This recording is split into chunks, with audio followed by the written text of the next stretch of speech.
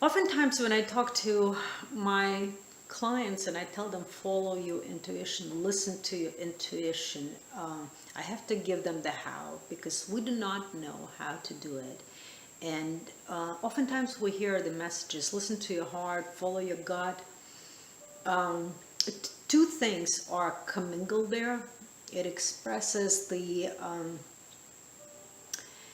when somebody tells you follow your gut, it tells you where to look for. So the message, they'll listen to the language of your body.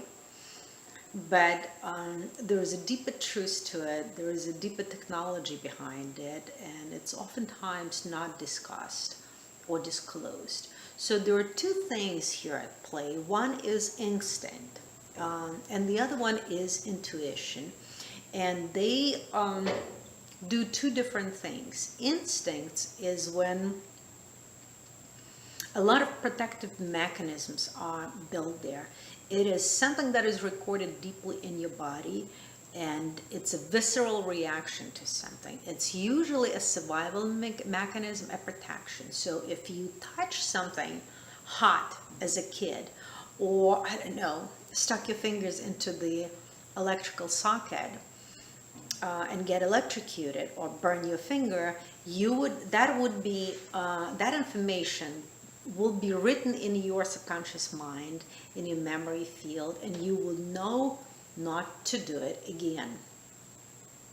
So what instinct is, it also will be, if you had a relationship with somebody and you got burned, that would be equally written in your subconscious mind, and you will be avoiding certain things. So there are situations that you simply didn't overcome because you didn't develop certain qualities that you needed. And there are other situations, that's the relationship category. And then there is a situation when you simply stick your fingers into the electrical socket, get electrocuted. That is a true instinct that to be avoided. These instincts are when animals know what to eat, what not to eat,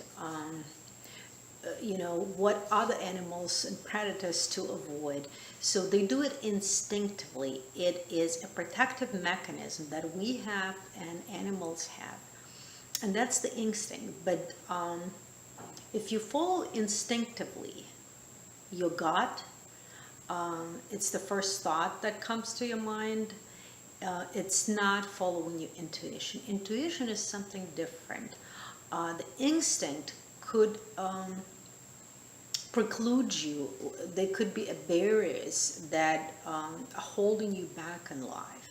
And if you follow your instincts, you'll be stuck in the same pattern, the same situation forever.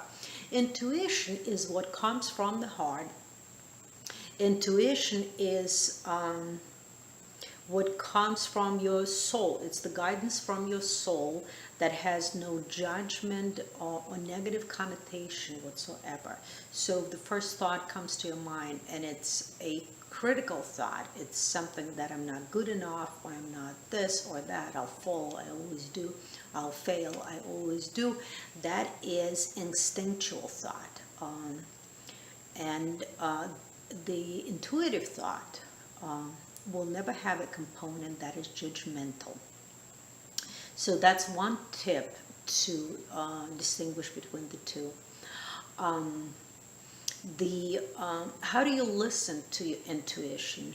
Well, you need to learn the language of your soul. You need to understand how, what are the ABCs of the intuition, how to decipher the messages that comes through your body, because soul does not talk to you like I do.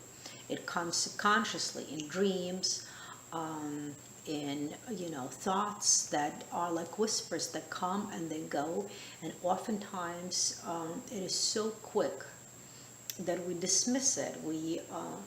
It's borderline crazy, and we just completely dismiss it and never want to listen to it again. So that's intuition. It's the whisper.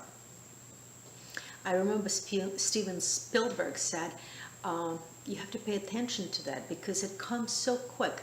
It's like a little wind chime. A thought came, and it is so precious, and we don't record it.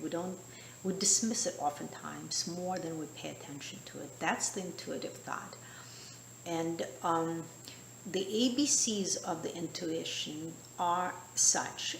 Sorry, this vlog is a little bit longer, but you want to find a quiet place, somewhere where you can just sit quietly, close your eyes, and focus on your chest area where your heart is, a little bit to the center of your chest, not exactly where the heart is, but this is where the heart center is in the chakra system, energetic center. So focus there, and before you sit down to have a discussion with your soul, you need to come up with a couple of questions that are either yes or no. They're not gray, either or, maybe. They're yes or no. Is my name Lena?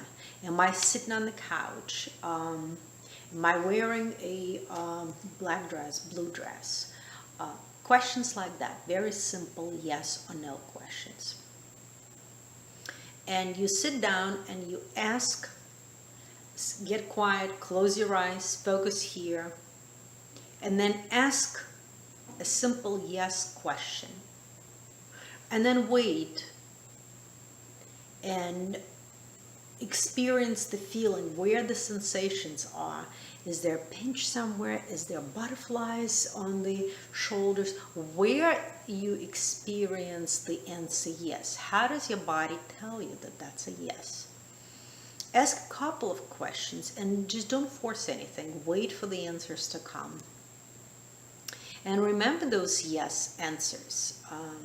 This is when you have a difficult situation, when you don't know to go with that direction or not, to take that opportunity or not. This is when you'll be using this language to understand what your soul is telling you through your body sensations. And then you do the same one using a no question, and so that you know when it's a no. Because sometimes you're talking to somebody and you get a very visceral reaction in your body and you don't know how to interpret it, because it's simply because you have not learned the ABCs of your intuition. You don't know how your soul communicates with you through your body. So this is very important to understand that the instinct is not the intuition, and you don't follow the instinct, particularly when it's an unknown situation, and you always go with something that you're wired to do. Avoid something that is an opportunity for you, and that's potentially where a lot of resources are trapped, and this is an opportunity for you to unlock those resources. So to avoid the interference of the instinct is to sit down quiet. Find your nose, find your breath, then find your heart, and then in that relaxed state, try to understand a yes and no, and then test it on those situations. And don't overrule your soul's guidance. We oftentimes think that we know it all. Sometimes just take and act on a crazy thought that came in. Just pick one and write them down, by the way, when they come, because you'll forget them. They're whispers in the wind and they're gone. So write them down and act occasionally on some of them and see where it takes you.